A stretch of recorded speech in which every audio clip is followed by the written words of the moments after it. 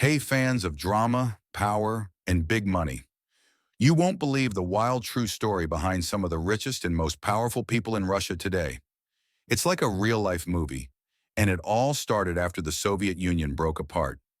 So grab your popcorn because we're diving into how a group of super rich businessmen, known as oligarchs, rose from the ashes of a collapsed country and became untouchable for a while. Part 1, where the oligarchs came from. The Big Collapse. Once upon a time in the early 1990s, the Soviet Union totally collapsed. The government system fell apart, the economy was a mess, and nobody knew what would happen next. But while most people were scared and confused, a small group of smart and maybe sneaky men saw a huge opportunity. The Russian government wanted to quickly sell off all the businesses and property it used to own. We're talking about oil companies, gas companies, factories, mines, all the stuff that makes millions, even billions of dollars. This process was called privatization, and it was supposed to be fair for everyone. But guess what? It wasn't. Instead of helping all the people, the system mostly helped a few well-connected guys. These men had friends in high places, knew the rules better than anyone else, and moved fast. They bought up the best pieces of the economy at prices that were basically a joke. Like getting a mansion for the price of a sandwich. And just like that, these guys became the first oligarchs, a word that means super rich people who have a lot of power. Part 2, how they got so rich, buying from the poor. Now here's the crazy part. The government gave regular people something called privatization vouchers. It was like a little slice of the country's businesses, and everyone got one. But most people didn't know what to do with them, and they were desperate for cash. That's when the soon-to-be oligarchs swooped in. Many of them already had experience with the black market, meaning they knew how to make deals in shady ways. They went around buying these vouchers from poor citizens for super cheap. Imagine trading your piece of a gold mine for a loaf of bread. But these men knew what they were doing.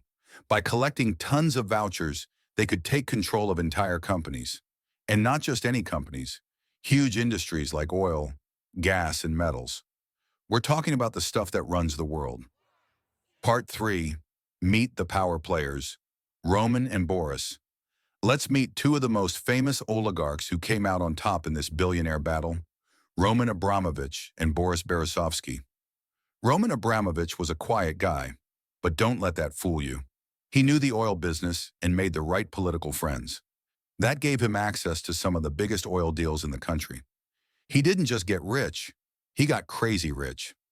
Then there was Boris Berezovsky, a flashy businessman who knew how to control the media and use it to get even more power. He wasn't just rich, he was everywhere.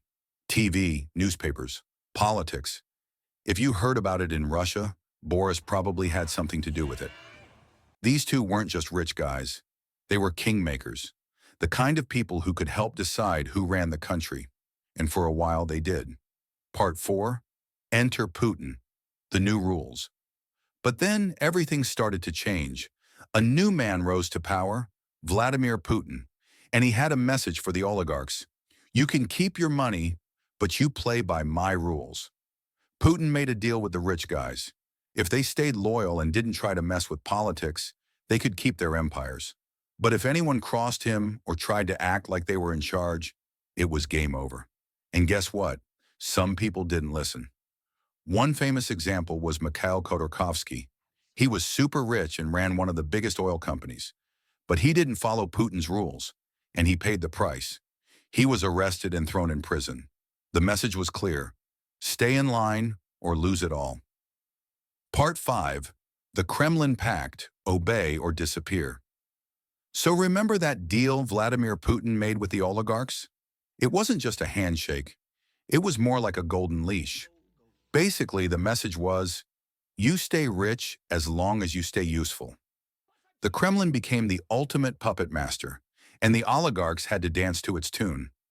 These billionaires didn't just own businesses. They controlled entire industries that Russia depended on. Oil, gas, steel, banking, shipping, you name it. But none of that meant anything if they weren't loyal to Putin. Loyalty was the true currency. If you were in the Kremlin's good graces, you got sweet government contracts, inside info, protection from rivals, and even a seat at the elite power table.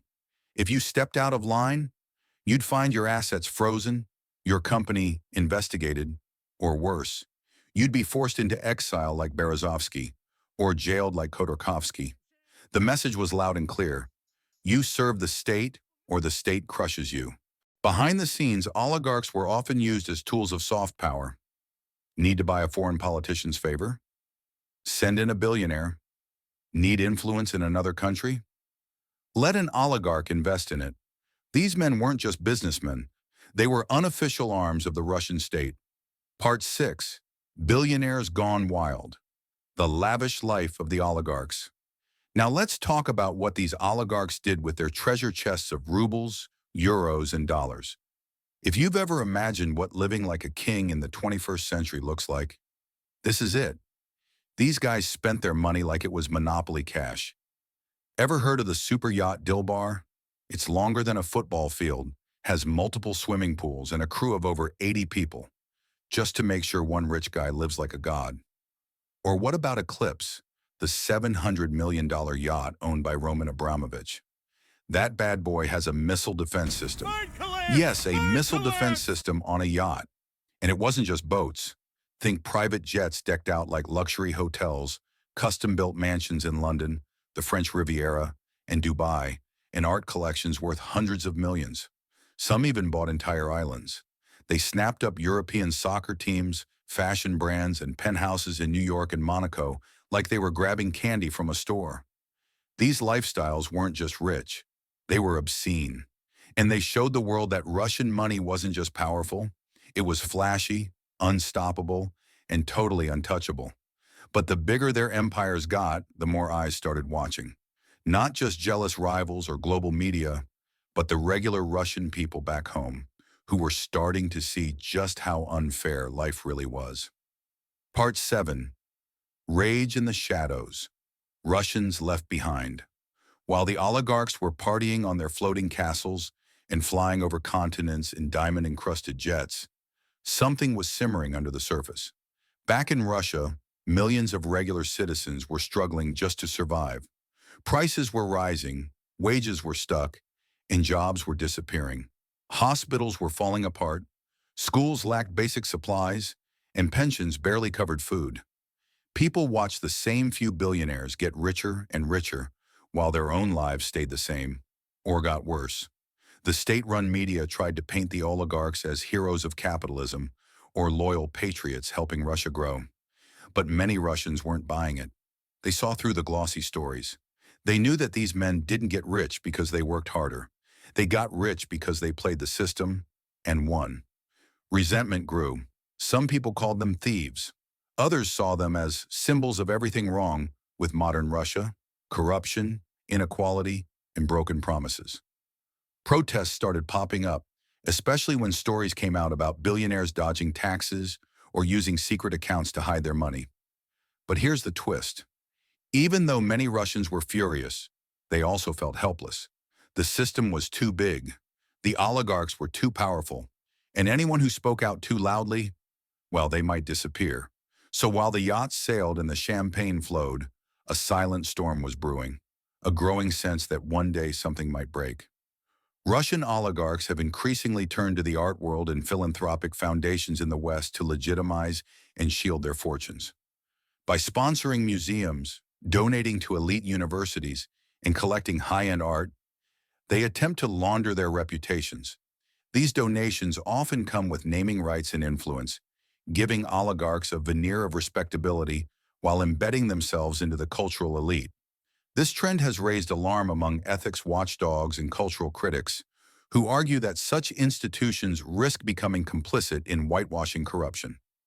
Despite growing scrutiny, a vast network of Western lawyers, accountants, and consultants continues to facilitate oligarchs' financial maneuvers.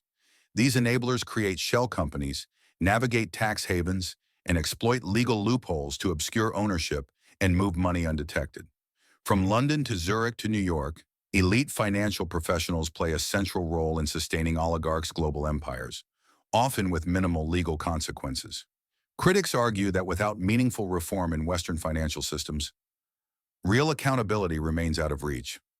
Many oligarchs attempt to distance themselves from Putin's regime in public, especially in the face of global criticism or legal threats. They issue carefully worded statements, maintain dual citizenships, and invest in Western PR firms to craft sanitized narratives. However, investigative reporting and leaked documents frequently expose continued back-channel communications, joint ventures, and quid pro quo arrangements with Kremlin insiders. The illusion of independence is often shattered under scrutiny, revealing a nexus of mutual dependency between wealth and authoritarian power.